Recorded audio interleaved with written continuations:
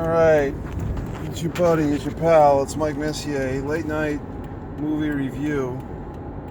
3 Billboards Outside Ebbing, Missouri.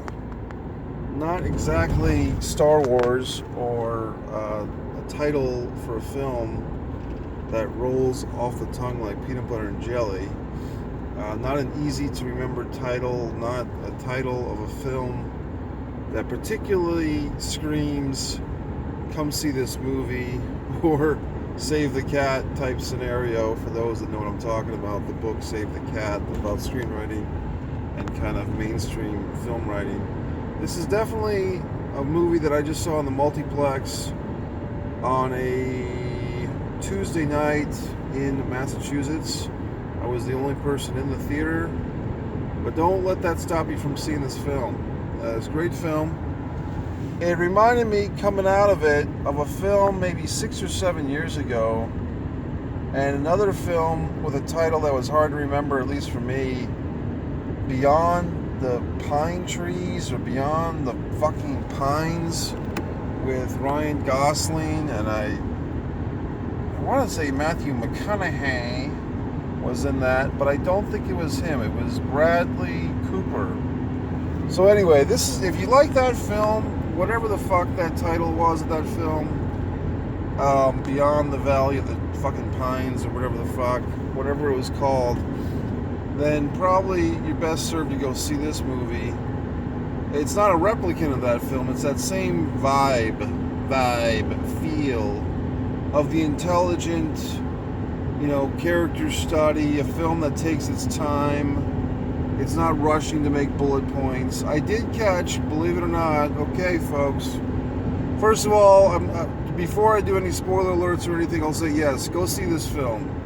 Now, if you're the type that doesn't care about spoiler alerts, and you don't care if I give away surprises or a little inside information, then, continue to watch this. If you don't like spoiler alerts, or if you don't like hearing too much about a film before you see a film, then pause this, book fucking market, and come back to it after you see the movie. Now, some of you assholes or good people, whatever you might be, all points in between, might be saying, well, Mike, just talk about the goddamn movie and don't preface everything. So here we go. So spoilers be damned. I want to talk about the movie. And the first thing I want to say is, yes, guess what? Although this is what you could call an art house multiplex movie, meaning it's art house, but it's got enough big stars. Sam Rockwell, Frances McDormand, I should say her name first because she's really the lead. And then you'd probably want to say Woody Harrelson and Sam Rockwell. So that's your trinity of stars in this thing. I don't like these people behind me, by the way. But I would say I'm mentoring Rhode Island, lucky me. I'd say that Frances, who I've actually had a scene with, okay, in Olive Kitteridge, if you see that, I think the third episode, I have a scene at a memorial service with Miss Frances McDormand. Yes, me, Mike Messier, that is true. What was the other thing I was going to say?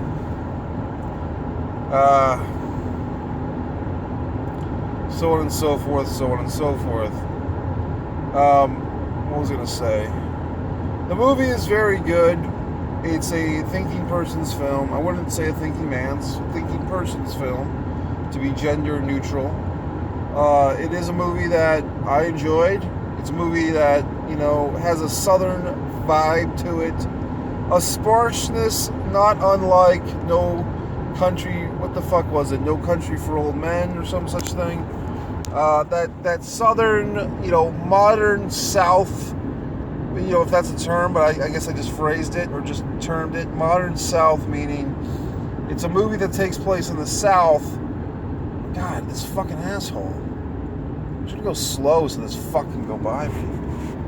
But the modern South, as it were, the South, which is, always kind of struggling. I hate people, by the way. So I'm not ashamed to say that I was the only person in the movie theater, because people just bother me in general, just their existence at times. But the modern South, meaning the South that's still struggling at times. And look, I'm from parts of the South in some regard, so I can say this, okay? the South, which is always kind of struggling with identity and who are we and what does it mean. We wanted to leave the fucking Union, but we didn't, and here we are, and Texas hates us, and fucking A. And just, the South is emotionally divided at times, and that's a complex thing for another blog that I would have to get a big, long debate with myself, basically, to inform you assholes about it. But in any event, that vibe, that feeling of the modern South at odds with itself, the people at odds with each other, is alive in this film. Issues of police brutality, issues of domestic violence, male on female, female on male, sort of. Issues of a single mom raising kids with smart alecky comments. Spoiler alert, rape, murder, all types of horrible things.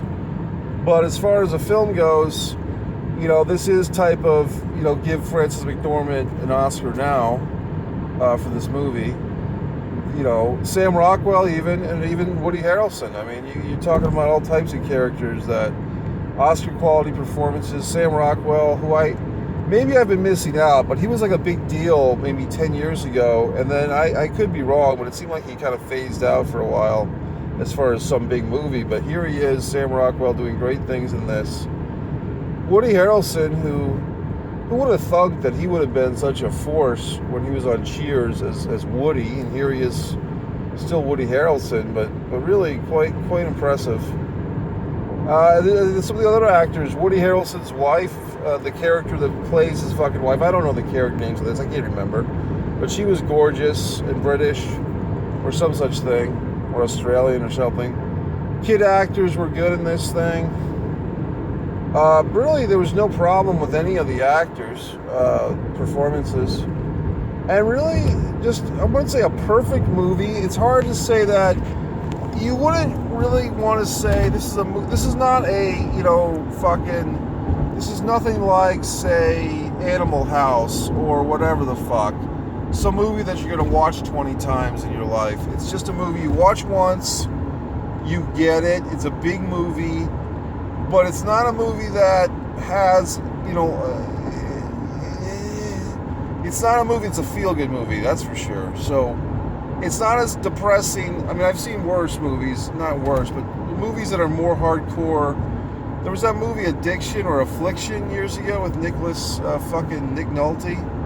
That's hard to get through once. Platoon was hard to get through the first time. So there's movies that, unless you're a nihilist, with an H, movies that you will watch once, you'll savor, you'll enjoy, but you may not want to watch it again. It's not a Thanksgiving night movie with the family. You know what I'm saying? So, is there anything else I want to say about this film? For those that have seen it, for those that haven't seen it, I'd say go see it. If you want an intelligent movie. How about that Sam Rockwell? And how about these themes of revenge and violence? And what is it to be satisfied with revenge? When does revenge... Peter Dinklage, how could I forget? Peter Dinklage is in this film. The kid that plays the son, okay, I guess I'll get a little introspective. Look, I have had a scene with Frances McDormand. It's not even on my acting reel, because between my scenes with fucking, Sybil Shepherd and Meryl Streep and Elizabeth Shue and Wesley Snipes and Mario Van Peebles and Kevin Nash and Christina Robinson from Dexter, I just didn't have time for my scenes with Frances McDormand and Richard Jenkins, but maybe I should squeeze them in somehow. But what I'll say is this, quite a movie here, quite a powerful film. I have no complaints about this film. I just say, for those that are thinking about seeing it, go see it. Southern Justice, what does that mean? And for those, that aren't from the South United States or had never been there, Southern Justice can mean you take care of your own. And then that might mean a lot of things to a lot of people, negative or positive. But in this, you'll have to see the movie that, justice is served a few times. Hardcore shit. We're not joking around, folks. So this is a hardcore movie. It does make you think. It does, and I guess what the whole thing is that the movie's kind of spelled out in the first 5 or 10 minutes where we're headed, but then there's some twists and turns you weren't expecting. But guess what? Even with a movie like this, as independent art house multiplex movie like this, there was a save the cat moment, and I fucking saw it right away. Frances McDormand, spoiler alert, she has a save the cat moment. Credit to Blake Snyder. She saves a bug, okay? And I saw it within like the first 2 minutes of the movie. There's a bug that's kind of on its backside dying or struggling, this little bug, or the big bug. And Frances McDormand gently flips the bug over so the bug can live. It's a save the cat moment. And if you don't know what save the cat is, get Blake Snyder's book, Save the Cat, ! I won't give it away, but I will. Save the cat is a concept that this author, Blake Snyder, came up with to represent the idea that if you have a protagonist who's really an anti-hero in a film that you're trying to get produced or made, and you're struggling with how do I get my fucking anti-hero to be likable, what you do as a screenwriter is you have a moment where the anti-hero character saves the cat from a tree. There's a famous one that Blake talked about, which was Clint Eastwood saving a drowning calf from the fucking water in one of those, movies. One of those fucking cowboy movies, Clint Eastwood spaghetti westerns, A La Juicy Whales or something to that such thing. It's called the Save the Cat moment, and Frances McDormand, who really plays a hard-assed, anti-hero in this film, who's avenging her deceased daughter, has a Save the Cat moment where she saves a fucking bug. A bug. So the point being is, folks, even in your art house fucking movies, I can see this totally happening. They had this script, they had Frances McDormand attached, everything was fucking ready to rock with this movie, and some fucking producer at the studio said, well, gee whiz, she's not very likable. And then the fucking screenwriter, who probably read all the same fucking screenwriting books I read, scratched his head or her head. I think it was the same writer-director. I do think it was a male this time. He said, well, let's just put a Save the Cat moment in this. And they're like, what's that? What's Save the Cat? And he's like, God damn it, have her save a bug from dying. And then they fucking scrawled it in, and there's your goddamn movie. So the movie, because of that Save the Bug, Save the Cat moment, this movie with a terrible title, 3 billboards near Ebbing, Missouri, if I even got that right, in somewhat of the same thematic feel, not really same themes, but the same vibe of No Country for Old Men, but more so that Pines movie, whatever the fuck that was called, Beyond the Valley of the Pines, or Beyond the Tree Pines, or whatever the fuck, with Ryan Gosling and Bradley Cooper. This movie is of that ilk. It's an intelligent person's film. If you are an intelligent person like myself, go see the goddamn movie, support film. If you're a piece of shrubbery, in humanity, if you are in the forest of life as a shrub, then go see every other fucking movie out there. But if you are, wow, I just passed a sign that said Pine Tree, by the way. If you are an intelligent movie folk person who supports great cinema, and loves Woody Harrelson, and most importantly, Frances McDormand, who Oscar-winning performance. I'll predict she'll get a nomination, but not the Oscar. Maybe she'll get the Golden Globe, or whatever the fuck. But anyway, go see this fucking movie. Mike Messier, your pal. You know how to find me. Google me. Fucking Yahoo search me.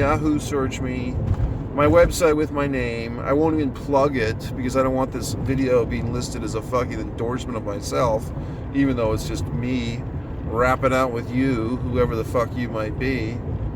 And I'm not going to give any shout outs to anybody, but thanks for those that have been loyally listening and watching. You know who you are.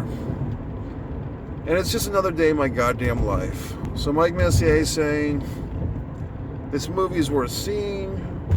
It does, as an actor myself, it makes you kind of want to be in the game a little bit more when you see a good movie finally made for a fucking change. And that's about it. So you've been rapping out with me, or just listening to me, my soothing voice, as you go about your goddamn business. So if you have any comments, suggestions, thoughts, dicks in your ass, let me know in the comments below. And otherwise, oh, it's a boat. I don't know if you saw that. I'll talk to you later. Bye.